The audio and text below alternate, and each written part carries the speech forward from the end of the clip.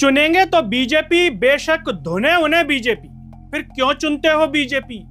ये सवाल और ये बातचीत अब लोग आपस में करने लगे हैं मध्य प्रदेश के लड़कों को देख करके कि मध्य प्रदेश के विभिन्न परीक्षाओं के लड़के हर साल आंदोलन करते हैं और अब आंदोलन कर रहे हैं एमपीपीएससी के लड़के। उनके आंदोलन को देख करके लोग अभी यही बात कह रहे हैं कि चुनेंगे तो बीजेपी, बेशक धुने उन्हें बीजेपी। नमस्कार, मैं हूं गिरिराज शर्मा और आप देख रहे हैं सरल टॉक। दोस्तों, मध्य प्रदेश के इंदौर में इस समय एमपीपीएससी के लड़के आंदोलन कर रहे हैं और ऐसा वैसा आंदोलन नहीं कर रहे। कड़ाके की सर्दी पड़ रही है, ठंड पड़ रही है। उस ठंड में सड़कों पर सोते हुए नजर आ रहे हैं एमपीपीएससी के लड़के। आप टीवी पर देख सकते हैं, कंबल ओढ़े हुए हैं और ये एमपीपीएससी कार्यालय के बाहर, दफ्तर के बाहर सड़कों पर सो रहे हैं। ये इसलिए सो रहे हैं कि इनके सोते हुए देख करके शायद मध्य प्रदेश सरकार या फिर एमपीपीएससी के अधिकारियों की आत्मा जाग जाए। इस सर्दी में ठिठुर बैठे कि बताइए, मध्य प्रदेश के एमपीपीएससी के लड़के बेचारे इस सर्दी में, कड़ाके की सर्दी में सो रहे हैं, तो उनके अंदर की आत्मा झिझर उठे एकदम से और जग जाए और इनकी मांगों को मान ले। लेकिन इन बेचारे और सीधे एमपीपीएससी वाले लड़कों को क्या मालूम कि निष्ठुर सरकार, निष्ठुर अधिकारी ऐसे कैसे आपकी मांग मान लेंगे।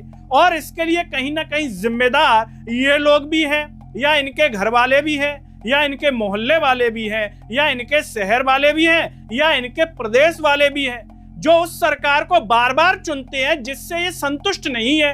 हर बार आंदोलन करते हैं और अपनी असंतुष्टि को जाहिर करते हैं। जब आप किसी सरकार से असंतुष्ट हैं तो उस सरकार को आप हटा क्यों नहीं देते? और आप संतुष्ट हैं इसीलिए शायद चुनते हैं, तो फिर इस प्रकार की असंतुष्टता क्यों दिखाते हैं कि आप सड़कों पर सो रहे हैं, कड़ाके की सर्दी में सो रहे हैं, ठंड में सो रहे हैं? दिखा रहे हैं कि शायद मोहन यादव की आत्मा जाग जाए, मोहन यादव की अंतरात्मा झिझर उठे कि बताइए, मेरे मध्य प्रदेश के बच्चे ऐसे सो रहे हैं, मैं तो इनकी सारी मांगे मान लूंगा आज, लेकिन इन्हें सड़क पर नहीं सोने दूंगा, इन्हें ठंड में नहीं सोने दूंगा। या एमपीपीएससी के अधिकारी जो 4 पहिए की गाड़ी से आते होंगे, बढ़िया एसी चलाते होंगे, या गुटखा कोई खाता होगा तो खाते होंगे, या फिर अपने बढ़िया सीना चौड़ा करके जो उनकी खिड़की है उसको खोलते हुए शहर का आनंद लेते हुए, झज्झराते हुए अपने दफ्तर में घुस जाते होंगे। उनकी आत्मा जग जाएगी, वो भी ऐसे कलयुग में जहां पर लोग मर जाते हैं बड़े बड़े आंदोलनों में, सरकार, नेता और अधिकारियों की आत्मा नहीं जगती। ऐसे में सवाल है, क्या एमपीपीएससी के अधिकारियों की आत्मा इनको देख करके जग जाएगी? इनकी मांग मान लेगी क्या? पता नहीं। अब तक तो मानी नहीं है। अगर इतनी ही सरकार मानने वाली होती तो पता नहीं क्या ही होता। इनको शायद सड़कों पर सोने की जरूरत नहीं पड़ती। इनका सिर्फ एक ही काम होता कि अपने हॉस्टल में, अपने कमरे में केवल पढ़ाई करनी और तैयारी करनी है। लेकिन इन युवाओं की भी यहाँ पर कहीं ना कहीं गलती लोग बताते हैं, कहते हैं कि युवा भटक गया है। युवा जो है अपने मुद्दों से भटक गया है। बार बार जो राजनीतिक मुद्दे होते हैं, फलाने की राजनीति, इसकी राजनीति, ये नफरत, वो नफरत, उसमें युवा झंडा लहराता हुआ नजर आ जाता है। सरकार भी ऐसे ही युवाओं को बरगलाती रहती है। जब इनकी नौकरी की बात आती है कि शादी होने वाली है, अब तो नौकरी चाहिए, तब इनको पता पड़ता है कि अरे शादी कैसे होगी, पीएससी में तो सिलेक्शन लेना है। तब लोग यहाँ पर आंदोलन करने आते हैं। इसमें भी दूसरी कैटेगरी के और युवा होते हैं, अरे नहीं नहीं, हमें आंदोलन से क्या मतलब है, हमें तो पढ़ाई करनी है। भले कुछ भी बाद में गड़बड़ झाला हो जाए, जब गड़बड़ होती है तो वो भी इनके साथ चले आते हैं बाद में, कह रहे गड़बड़ हो गई, हमारा तो सिलेक्शन होना चाहिए था।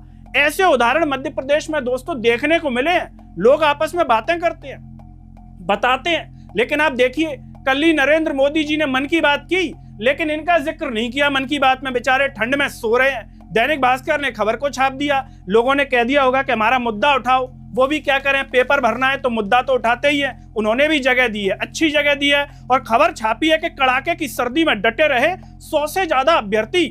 दिन भर हंगामा किया मध्य प्रदेश के इन बच्चों ने।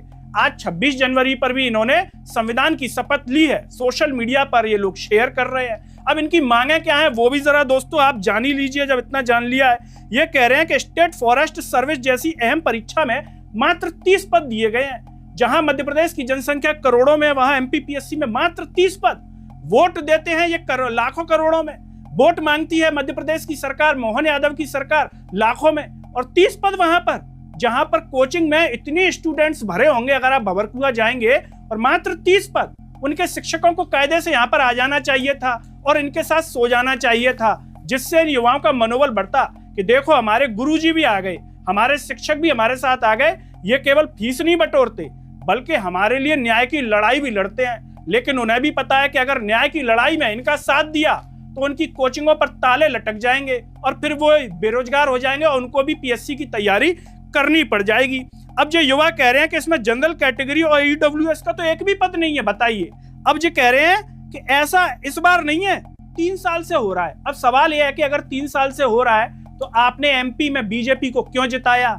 जब 3 साल से हो रहा था तब वोट डालते समय आपको क्यों याद नहीं आया कि बीजेपी की सरकार में हमें एमपी पीएससी वाले जो भी अधिकारी हैं वो पद ही नहीं दे रहे हैं, फिर भी जिता दिया? तो बताइए उनका अहंकार किस लेवल पर होगा कि युवा तो हमें तब भी जिता रहा है जब हम इन्हें पद नहीं दे रहे हैं। तो आपको क्यों लगता है कि वो अब पद दे देंगे? अब क्या कोई भुट्टी पिला दी गई है मोहन यादव जी को, नरेंद्र मोदी जी को या एमपी पीएससी के अधिकारियों को जो आपकी मांग मान लेंगे? क्या लगता है आपके ऐसे सोने से मांग मान ली जाएगी? अगर ऐसा होता तो कोरोना में तो कितने लोग मर गए। जागी क्या सरकार? नहीं जागी। तो इससे कैसे जागेगी, ये भी अपने आप में एक सवाल है। यहाँ पर अभ्यर्थी कह रहे हैं कि कम से कम 100 पद दिए जाएं, मतलब 100 पद मांग रहे हैं, 100, हालांकि ज्यादा नहीं मांग रहे हैं, 100 ही है। राज्य सेवा और स्टेट इंजीनियरिंग सर्विस एग्जाम में तत्काल पद बढ़ाए जाएं, तत्काल पद बढ़ाने की मांग कर रहे हैं उस सरकार से जो तत्काल कोई भी काम नहीं करती। ये उस शहर में आंदोलन कर रहे हैं जहां पर भागीरथपुरा में मल वाला पानी मिलने से, जो पीने से 28 लोगों की मौत हो चुकी है अब तक, जो मीडिया में बताया जा रहा है। अभ्यर्थी रात में यहीं सो रहे हैं, खाना भी यहीं ले रहे हैं, मतलब यहाँ पर सो भी रहे हैं और खाना भी ले रहे हैं। यहाँ पर ये बताया जा रहा है कि 100 से ज्यादा अभ्यर्थी ऐसे हैं जो यहीं रुकते हैं, यहीं खाना खाते हैं। अभ्यर्थियों का कहना है कि 10 में से 8 मांगे ऐसी हैं जो तत्काल मानी जा सकती है, लेकिन पीएससी ने पिछली बार भी नहीं मानी थी, इस बार मनवा कर रहेंगे। जब पिछली बार नहीं मानी तो इस बार कैसे मनवा लोगे? जब पिछली बार नहीं मनवा पाए तो इस बार आप क्या अलग कर रहे हो जो पीएससी के अधिकारी आपकी मांग मान लेंगे? क्या वो धार्मिक व्यवहार के हो गए हैं या उन पर कोई जादू टोना कर देंगे आप जो आपकी मांग मान लेंगे? बताइए क्यों मान लेंगे वो? कुछ कम पद और ज्यादा संघर्ष की स्थिति है। इधर जानकारों का कहना है कि कुछ मांगे माननी ही चाहिए क्योंकि ये व्यवहारिक है। जानकार कह रहे हैं कि कुछ मांगे माननी चाहिए, व्यवहारिक है। व्यवहारिक तो बहुत कुछ है, लेकिन मान रहे हैं क्या? बताइए। इतना मिलावटी आप खा रहे हैं वो भी व्यवहारिक है।